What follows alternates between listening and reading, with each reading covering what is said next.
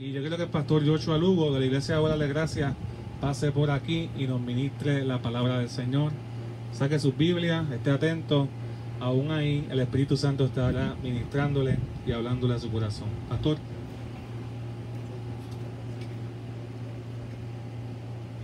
Sean bendecidos. Qué privilegio poder estar aquí en este día hermoso, Día de los Padres. Conozco al pastor Junior y el pastor Santos, que es padre de alguna manera de esta misión, y he sido testigo en ciertos momentos de la iglesia Emanuel de Caguas. Nunca imaginé que yo iba a ser pastor, y de alguna manera el Señor en su gracia y su misericordia, ¿verdad?, nos tuvo por fiel, como decía Pablo, en el ministerio para servir. Y recuerdo cuando comenzaron aquí este lugar, recuerdo cuando todo esto comenzó aquí, y cuando los veo a ustedes me gozo, celebro al Señor, porque a pesar de todo aquí hay un remanente fiel, y quiero honrarles por aún en medio de este tiempo mantener su fidelidad al Señor y al lugar donde Dios los plantó. Eso yo sé que Dios lo ve y lo honra. Sabemos que posiblemente no están los mismos, pero hay un remanente fiel y llegarán gente que Dios va a conectar para continuar esta misión. La iglesia está en misión. Iglesia Emanuel de Caguas está de pie. Iglesia Emanuel de Caguas está en victoria. Todavía Dios tiene cosas poderosas que va a hacer con esta congregación, con esta grey hermosa.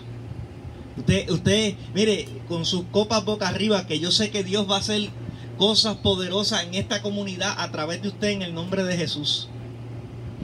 Padre Señor, te doy gracias en esta mañana por el privilegio que me da de poder compartir tu palabra, Señor. Para mí es un honor, y te pido, Espíritu Santo, que tú seas edificando el cuerpo de Cristo como casa espiritual para ofrecer sacrificios santos y agradables al Señor. Sí, Señor, edifica tu cuerpo, que tú seas edificando el corazón de tus hijos, Padre, en el nombre de Jesús. Amén y amén. Voy a compartir la palabra, y el tema que quiero compartir es redescubriendo el diseño. Redescubriendo el diseño. Y hablo del diseño de la paternidad. Redescubriendo el diseño. Yo quiero que ustedes sepan que cuando yo tenía 7 años, mi mamá se casó con una persona que vivía aquí en Caguas, que vivía en José Mercado. Por eso fue que yo vine aquí a vivir a Caguas. Y cuando ella se casó con este varón, mi mamá había recibido al Señor, mi abuela había muerto, y por causa de la muerte de mi abuela, mi mamá, a través de esa situación de pérdida, fue llevada a los pies del Señor. El Señor estaba tratando con ella. Así que la muerte de mi abuela produjo vida, porque mi mamá nació de nuevo. Y ahí conoce a esta persona que estaba en un hogar de rehabilitación y vivía aquí en José Mercado. Sin embargo, lo que no sabíamos nosotros dentro de la historia es que el padrastro mío, con quien yo vivía, era ex usuario de droga, iba a ser un maltratante. Así que cuando yo vengo a vivir a Caguas, vengo a vivir unas experiencias difíciles de maltrato. Es una paternidad tóxica, era una paternidad basada en intimidación, basada en imposición, ¿sí? Y cuando llego a esta experiencia, a los 12 años yo me cansé de experimentar maltrato físico y psicológico. Mi mamá vivía en una situación donde tenía mucho miedo y tenía mucho temor de denunciar, de hablar lo que estaba ocurriendo dentro de la casa. Los fines de semana, cuando llegaba con mi papá, me decían, no digas nada a tu papá de lo que está pasando. No digas nada a tu papá de lo que estás experimentando aquí. Y de momento mi papá encontraba los moretones en mis muslos, en mi cuerpo, y se daba cuenta de lo que estaba ocurriendo en mi hogar. Sin embargo, mi papá me decía, tú vas a crecer, tú vas a crecer. Y a los 12 años, en una gira de la escuela Abelardo Díaz Morales, cuando fui a la gira, que regresé de la escuela, no llegué a casa de mi mamá. Allí me encontré, tenía dos amigos, uno se llamaba Raúl, otro se llamaba Fernando, y yo le dije a Raúl, Raúl, me voy a ir a tu casa, no voy a regresar a mi casa, ya estoy cansado de esto. Y de ahí llamé a mi papá verdadero a los 12 años. Y mi papá me fue a buscar. Fue uno de los días que más miedo sentí. Porque yo pensaba que mi padrastro me iba a buscar para darme una pela, para golpearme porque yo me había ido de la casa. Sin embargo, mi mamá estaba sufriendo y ella me contaba, luego de años, me dice, ese fue uno de los días más angustiantes para mí. Sin embargo, Dios me habló a mi corazón y me dijo, suéltalo, déjalo que se vaya. Yo lo amo más que tú. Así que me fui con mis viejos a vivir y no regresé más a casa de mi mamá con mi padrastro.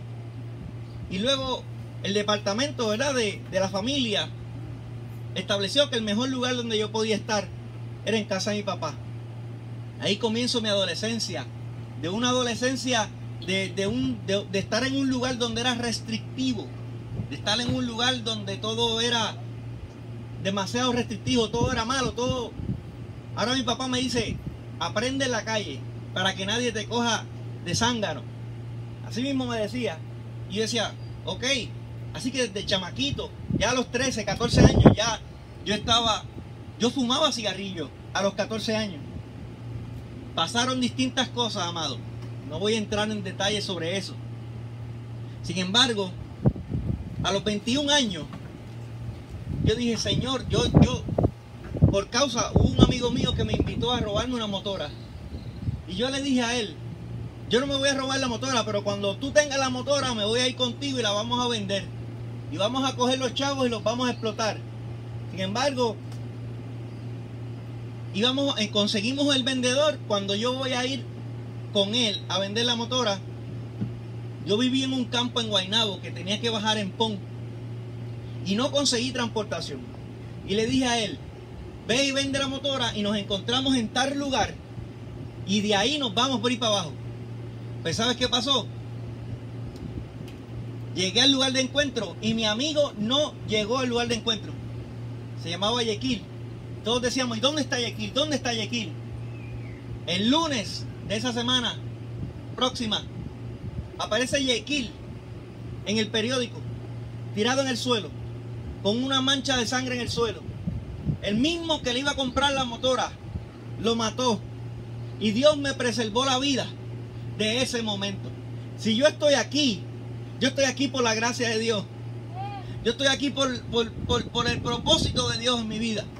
Yo hubiese estado ahí junto con Yequil tirado en el suelo.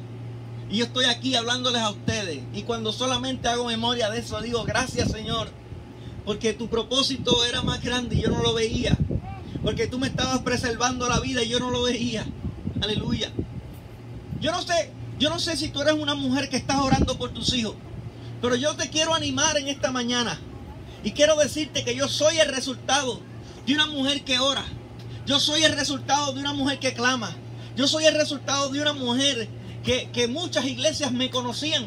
Porque mi mamá iba a todos los círculos de oración orando por mí. ¿Y sabes qué? Soy la contestación a una oración de una mujer que clama. Te quiero animar en esta mañana. Que sigas orando y creyendo la palabra. Que declares la palabra en tu casa. Que cuando tu hijo a lo mejor llegue totalmente desorientado, tú digas, tú eres un profeta, tú eres un bendecido, tú eres un pastor. Tú tienes llamado del Señor y comiences a seguir continuando sembrando la palabra de Dios en la vida de tus hijos. En algún momento eso va a resurgir. En algún momento Dios va a honrar tu fe. Aleluya. ¿Y cómo yo te puedo hablar de volver al diseño? Cuando en realidad yo experimenté lo que no era el diseño de Dios, de lo que es una paternidad. ¿Sabe? Las estadísticas dicen que una persona que ha sido maltratada tiene una gran probabilidad de convertirse en un maltratante.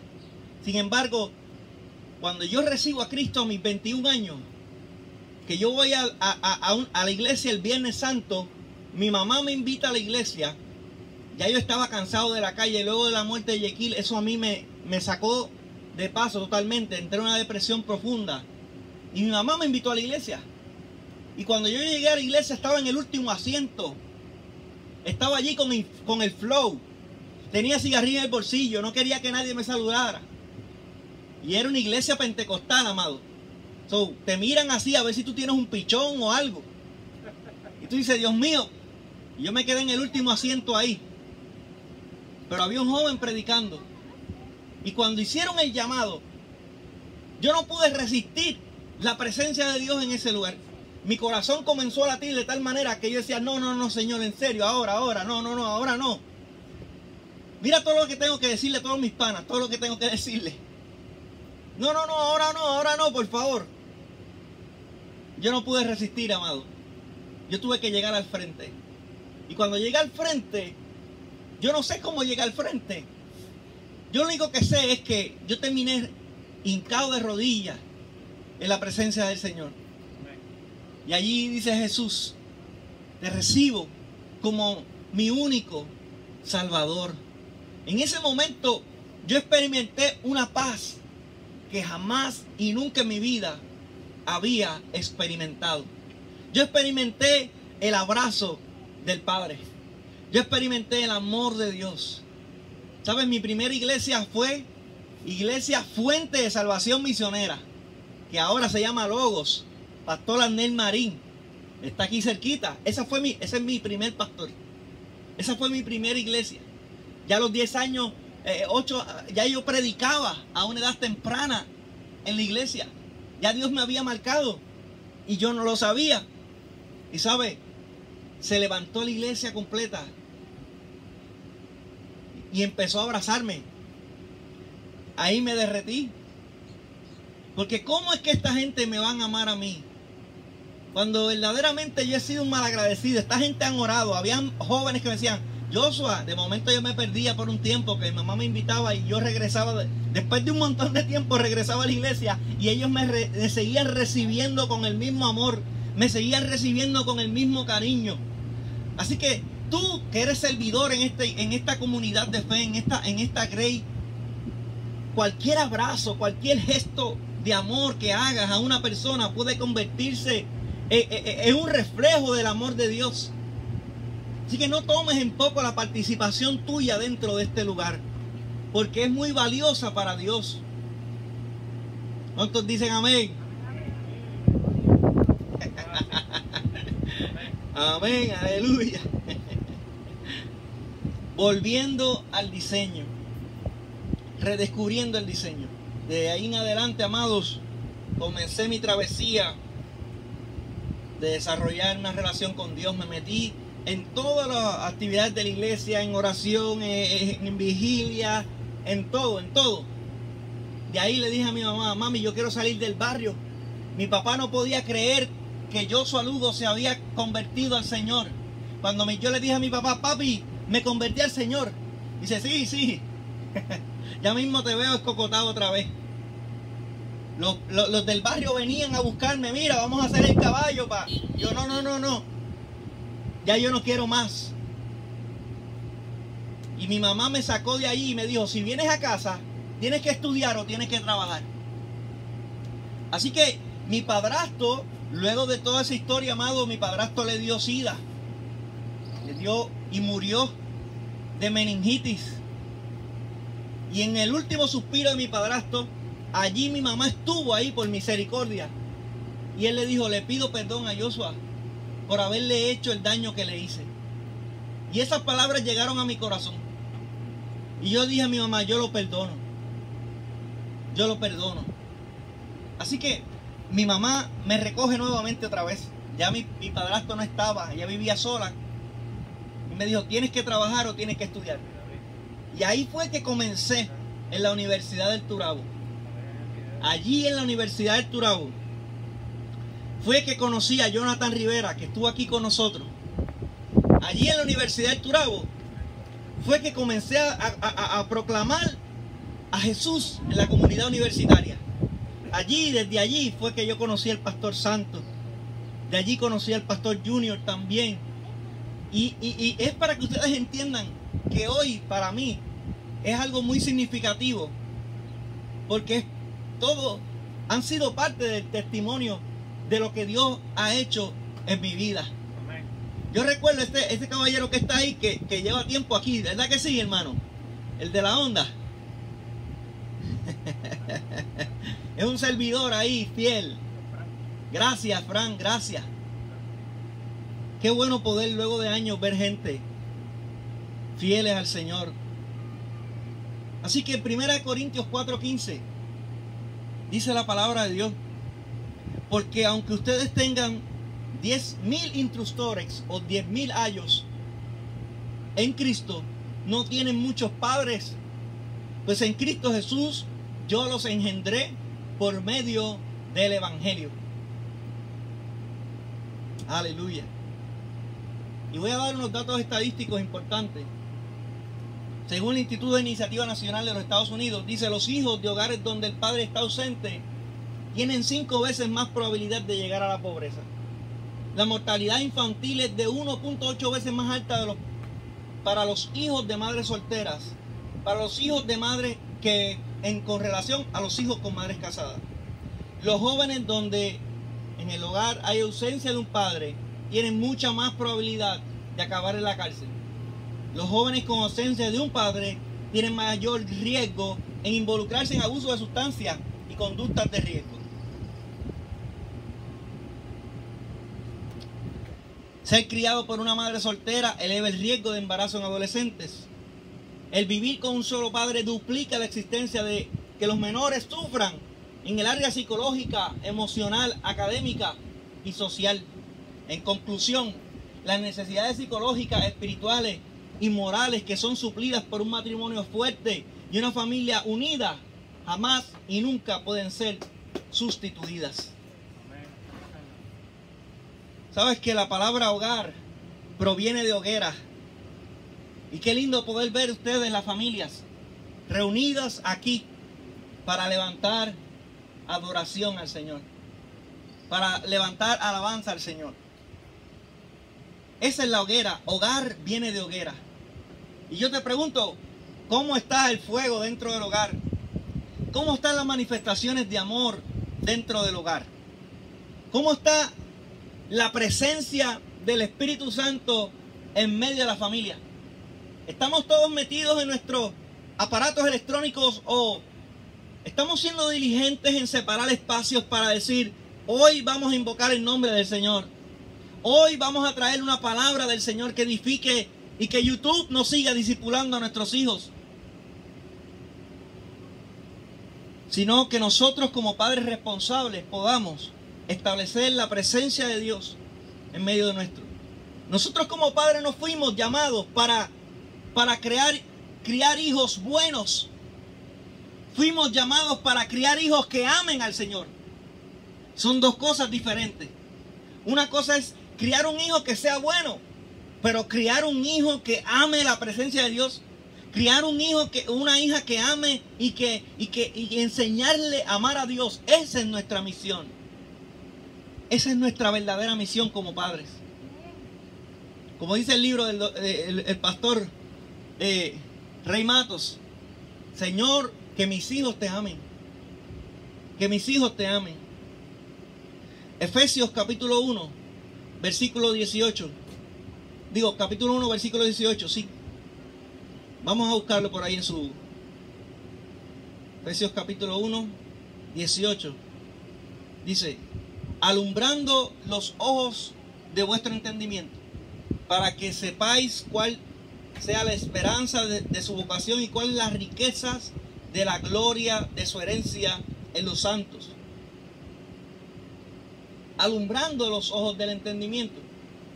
Nosotros no vamos a lograr poseer algo a menos que lo entendamos primero. En el momento que usted entiende un principio, una verdad, entonces usted la posee. Es como cuando usted dice: ah, ya entendí.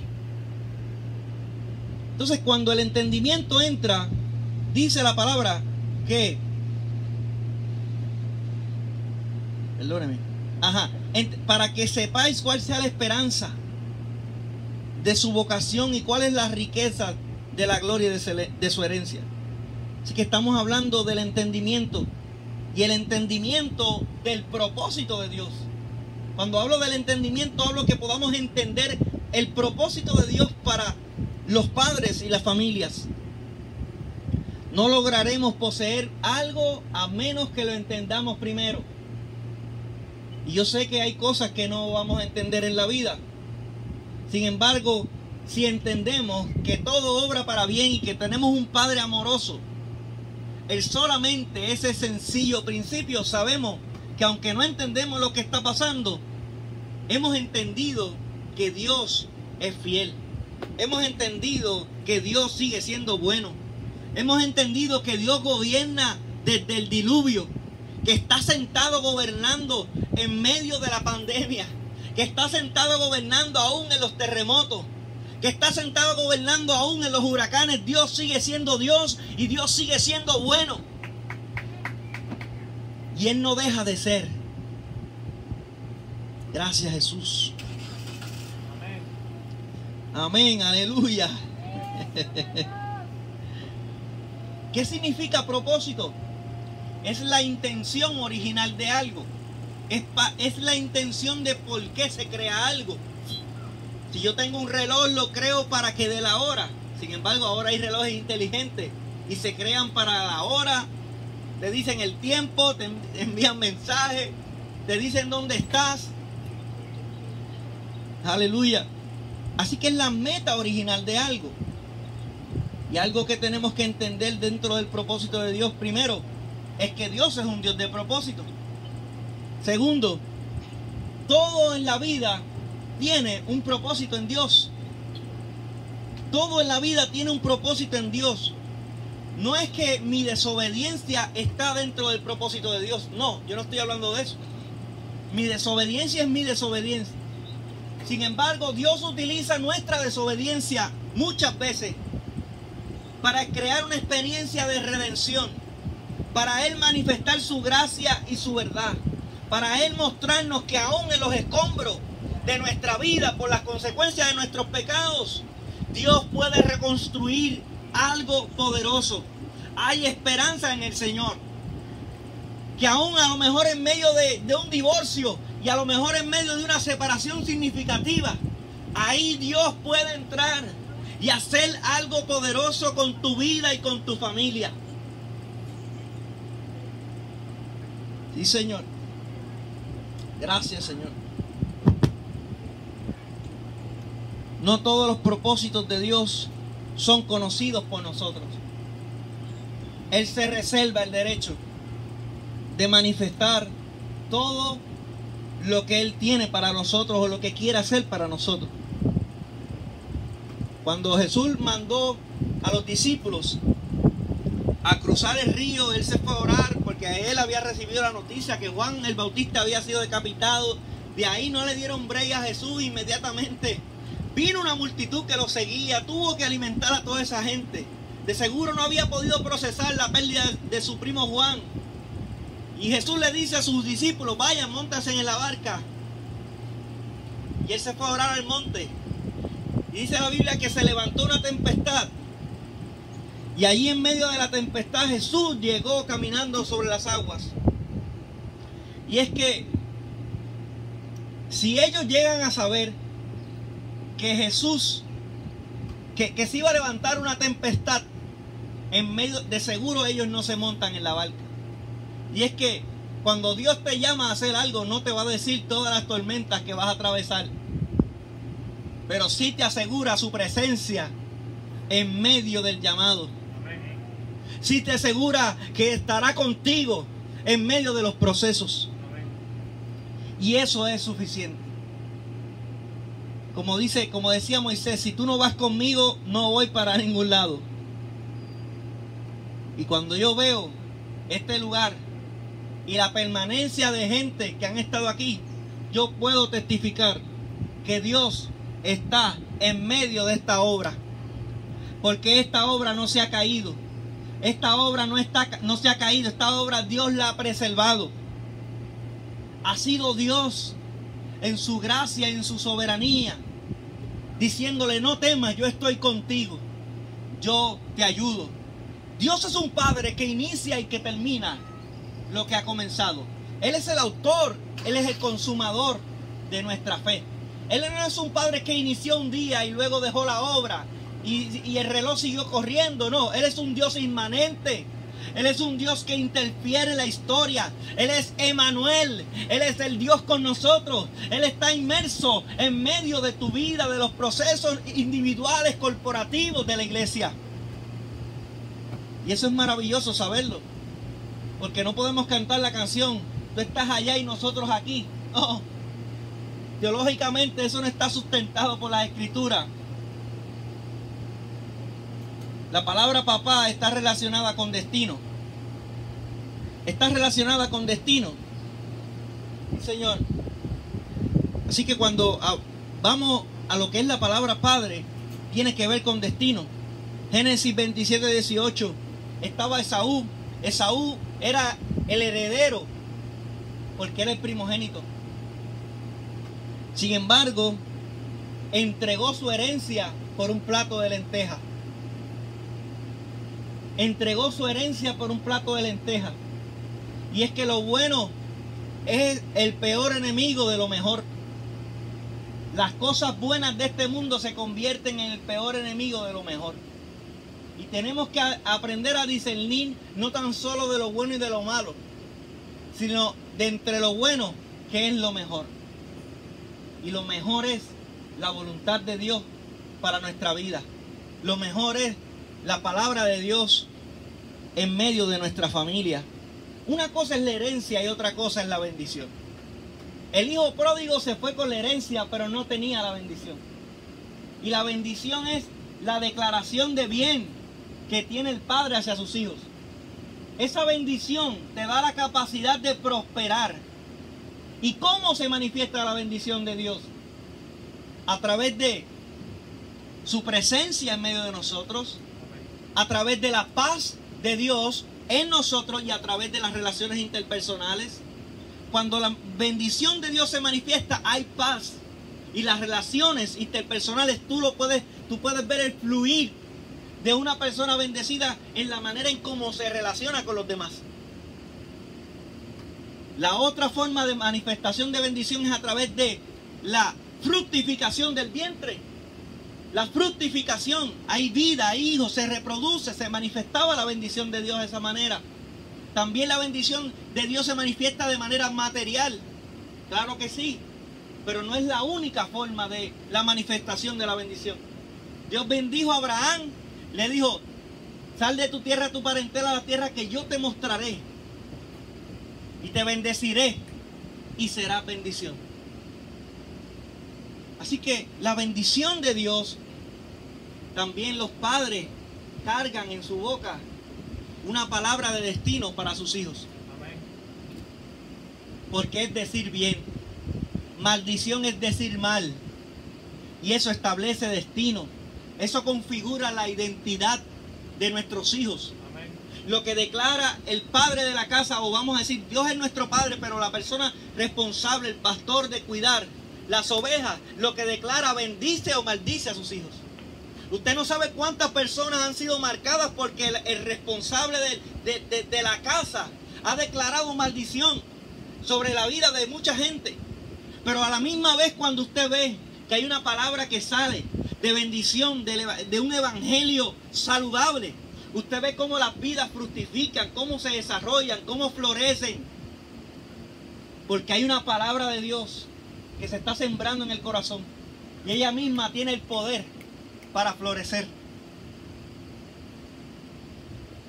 El hijo pródigo tomó su herencia y se fue sin la bendición. Pero regresó porque sabía que era más importante estar en una relación con papá que tener todos los bienes que la herencia le daba.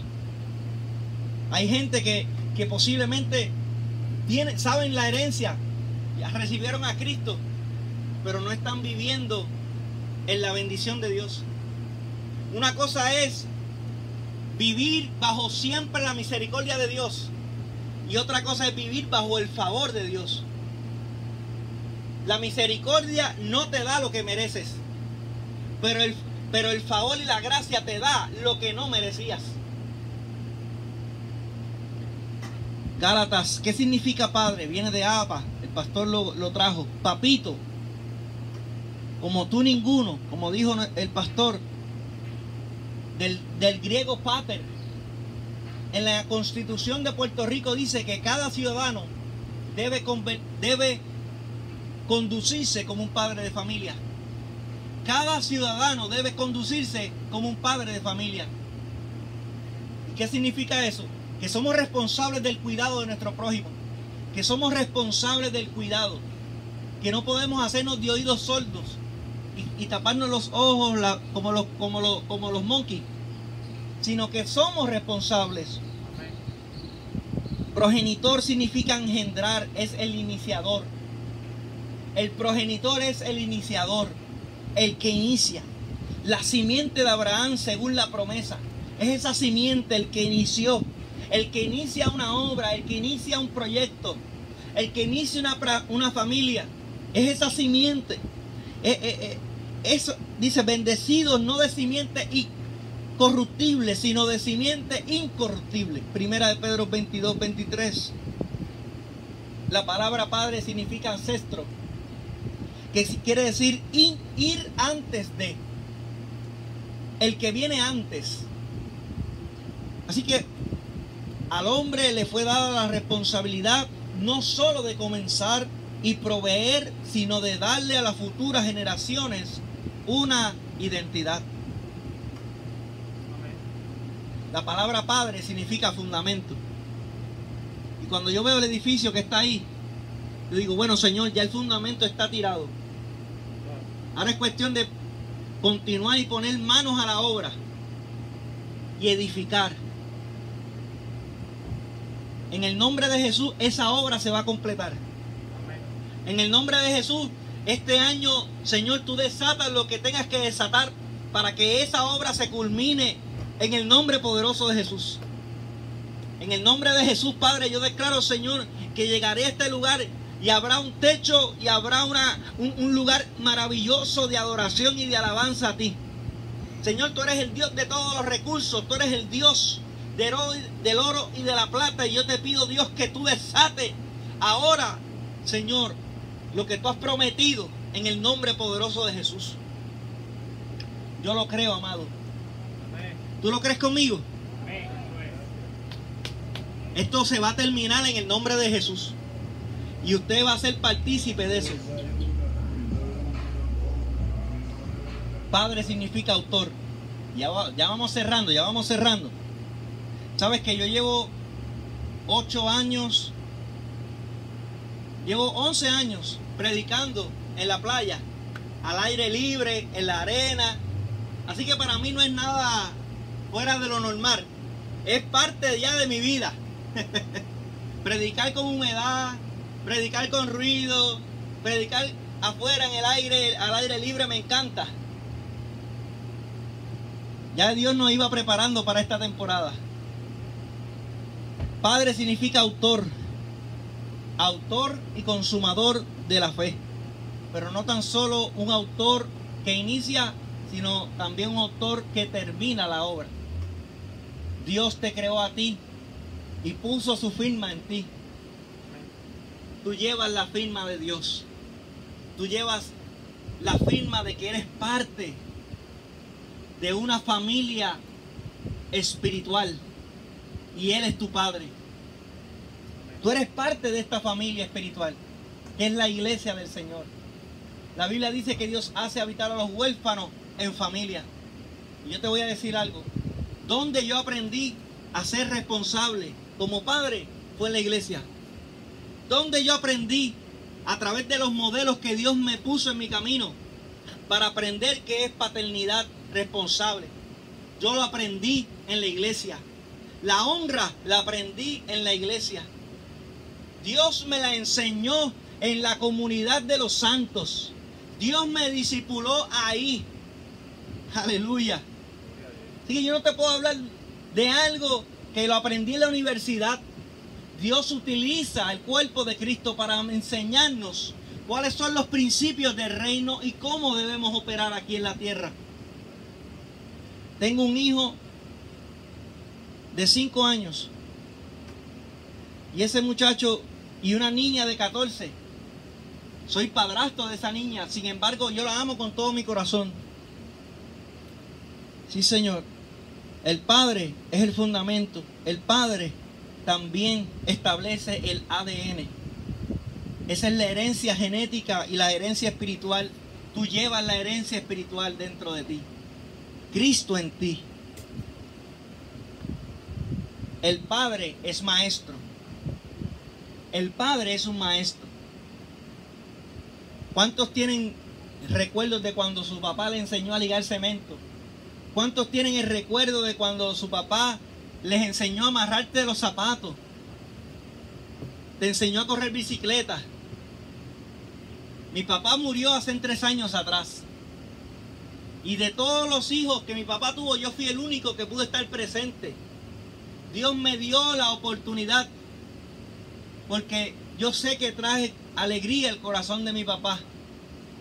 Y me dio el honor de poder estar en su último suspiro. Ya lloré lo que iba a llorar. Ya Dios ha ido sanando mi corazón. Sin embargo, le doy gracias a Dios por haberme dado esa oportunidad de poder estar presente en la vida de mi papá. En ese último suspiro, decirle te amo. Te amo, papá. Se lo pude decir con mis labios.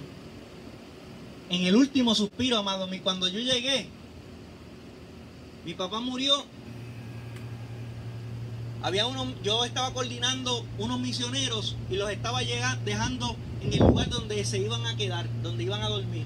Yo era el coordinador de los misioneros y los dejé allí. Y ahí me llama mi tío y me dice, vente que tu papá no está bien, me acaba de llamar, llama a la ambulancia, en lo que llega la ambulancia yo voy a estar allí.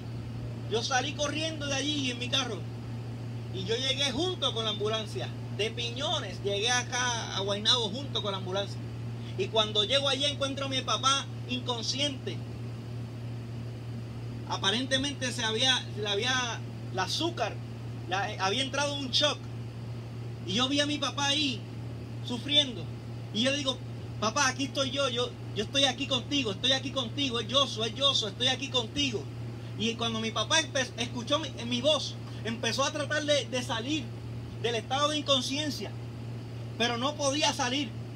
De ahí llegan los paramédicos, lo montan en la camilla. En ese momento, cuando lo montan en la camilla, yo le limpio la cara. Y yo le digo, papá, te amo. Y yo sé que él pudo. Fue como el último momento consciente que yo tuve de él, porque él como que reaccionó. Y después lo montan en la ambulancia. Y yo comienzo a ver la ambulancia que se está moviendo y se está moviendo, y le estaban dando CPR en la ambulancia. Y yo afuera orando, Padre, Dios mío, Señor, haz algo, interven ahí, en el nombre de Jesús. Y llamaba a mi esposa, mi amor, mi papá se está yendo. Sin embargo, de momento el Espíritu Santo me puso en mi corazón. ¿Por qué oras de esta manera? Dios me cambió la oración. Y es que hay momentos donde nosotros tenemos que aprender a escuchar al Espíritu Santo para saber cómo debemos orar. Y en ese momento el Señor me dijo, habló a mi corazón. Y yo dije, ok, Señor. Señor, que se haga tu voluntad. Que se haga tu voluntad. No voy a seguir orando para que lo resucites o que hagas algo. Voy a orar para que se haga tu voluntad. Pero que en medio de eso, del peor escenario, dame la paz necesaria para atravesar esta temporada. Lo único que te pido es que me dé la fuerza y la paz necesaria para atravesar este tiempo. De momento, luego de 10 minutos de CPR, sale el paramédico y me dice, hemos hecho todo lo posible. No garantizamos que lleguemos al hospital con vida. Yo le dije al paramédico, tranquilo, yo sé que papá ya no está.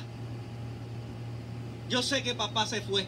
Era algo en mi espíritu que Dios me decía, me lo llevé, está conmigo. Y cuando yo lo veo, que llegamos al lugar, que yo veo que mi papá está ahí, me doy cuenta, veo el cuerpo e inmediatamente digo, papá no está ahí. Ahí no está papá. Cuando llega la doctora a certificar la muerte, digo, tranquila doctora. Ella pensaba que yo iba a reaccionar de otra manera. Digo, yo estoy en paz. Yo tengo a Dios en mi corazón. Me quedé sentado, llamé a mi hermana mayor que no estuvo presente. Y cuando llega mi hermana empieza a hacer un show increíble. Yo digo, deja que llegue mi hermana que usted le diga la noticia. ¿Y sabes qué? Esa mujer empezó a gritar, le dio hasta un infarto allí mismo. ¿Por qué? Amado, por la conciencia. Porque no pudo estar presente cuando tenía que estar presente. Y eso le carcomía por dentro. Y yo quiero que usted sepa que ahora es el tiempo de estar con tus padres. Si está vivo, ahora es el momento de honrarles. Ahora es el momento, es ahora. Si está en un lugar, en un home, ahora es el momento de visitarle. Si no lo has ido a visitar, no lo has llamado, visítalo. No esperes, no sigas esperando que a lo mejor tu papá te dé algo. Ya eso pasó, te dio la vida. Lo demás me encargo yo. Yo una vez tenía resentimiento hacia mi viejo porque de alguna manera siempre estaba trabajando y no me atendía. Y de momento Dios me enseñó y me dijo, Sem, Cam y Jafet, hubieron dos hermanos. Dos de ellos cubrieron a su papá cuando su papá estaba borracho. Y hubo otro que divulgó a todo el mundo la locura de su padre. Yo estaba convertido como un Cam divulgando por ahí, inmaduro. Pero Dios me enseñó y me dijo, ahora te toca cubrirlo. Ahora te toca bendecirlo con lo que yo te he bendecido a ti. Ahora te toca enseñarle lo que yo te he enseñado a ti. Y desde ese momento no estuve sentado esperando a que me den. Empecé a impartir amor. Empecé a impartir perdón. Empecé a impartirle a mi papá lo que Dios me había dado. Y mi vida fue cambiada totalmente. Mi relación con mi papá fue cambiada totalmente. ¿Pero quién lo hizo, amado? Cristo. Y a su nombre, gloria. Así que voy a cerrar. Padre, Señor, te doy gracias. Bendice esta congregación. Gracias por los hermanos. Gracias, Señor, por cada vida. Allí en su carro, Señor, que seas tú, Padre, abrazando, trayendo paz, trayendo consolación. Sabiendo que tú no eres un padre negligente, ni tampoco eres un padre abusivo. Tú eres un padre amoroso, que disciplina y corrige a tus hijos. Pero así, Señor, también pasas ungüento y aceite ante las heridas. Y yo te pido, Señor, que tú pases aceite. Yo te pido, Señor, que tú sanes el cuerpo. Señor, enviamos palabras de sanidad para los cuerpos. Cualquier persona que esté enferma ahora, en el nombre de Jesús, enviamos palabras de sanidad sobre los cuerpos. Sanidad del alma ahora. Señor, aquellos que a lo mejor ya perdieron al viejo y se encuentran tristes, paz en el corazón. Paz en el corazón. En un día memorable hay gente muy triste en el día de hoy, pero sabemos que tú eres nuestro Padre y que tú, Señor, eres fiel. Bendice también estas vidas. Y te doy gracias por la iglesia Emmanuel de Cagua. Sé, Señor, que sé que vendré a este lugar y eso estará terminado en el nombre de Jesús. Ese lugar estará terminado en el nombre de Jesús. Y Señor, yo sé que habrán huertos aquí, agricultura, proyectos comunitarios. Señor, yo sé que tú harás cosas poderosas porque tú no has terminado con esta iglesia. En el nombre poderoso de Jesús. Amén. Amén.